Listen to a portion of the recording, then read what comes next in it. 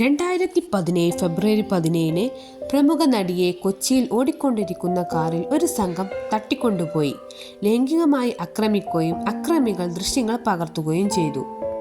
2017 ഫെബ്രുവരി 23 മുഖ്യപ്രതി Pulsar സുനിയും കൂട്ടുപ്രതി വിജേഷും Ernakulam CJI കോടതിയിൽ കീഴടങ്ങാൻ ശ്രമിക്കുന്നതിനിടെ പോലീസ് കസ്റ്റഡിയിലെടുത്തു.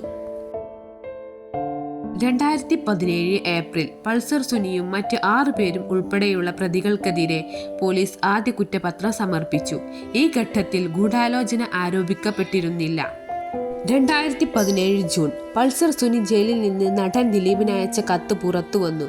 തനിക്ക് ജാമ്യത്തിനായി പണം നൽകിയില്ലെന്ന് കത്തിൽ ആരോപിച്ചിരുന്നു.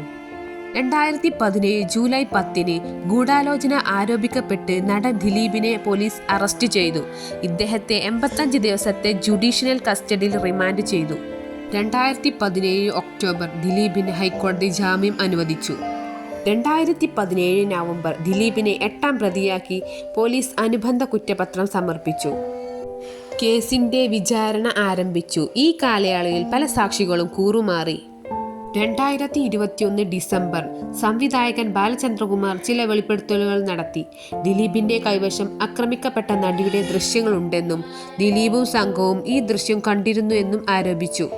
2022 ജനുവരി അന്വേഷണ ഉദ്യോഗസ്ഥരെ അപായപ്പെടുത്താൻ ദിലീപ് ശ്രമിച്ചു എന്നാരോപിച്ച് പുതിയ FIR രജിസ്റ്റർ ചെയ്തു. 2025 ഡിസംബർ 8 എറണാകുളം പ്രിൻസിപ്പൽ സെഷൻ കോടതി കേസിൽ വിധി പ്രസ്താവിച്ചു. ദിലീപിനെതിരായ ഗൂഢാലോചന കുറ്റം തെളിയിക്കാൻ പ്രോസിക്യൂഷന് സാധിക്കാത്തതിനാൽ അദ്ദേഹത്തെ കുറ്റവിമുക്തനാക്കി. 2025 ഡിസംബർ 12 പൾസർ സുനി ഉൾപ്പെടെ മറ്റ് 6 പ്രതികൾ കുറ്റക്കാരാണെന്ന് കോടതി കണ്ടെത്തി അവർക്കുള്ള ശിക്ഷാവിധി പ്രഖ്യാപിക്കും.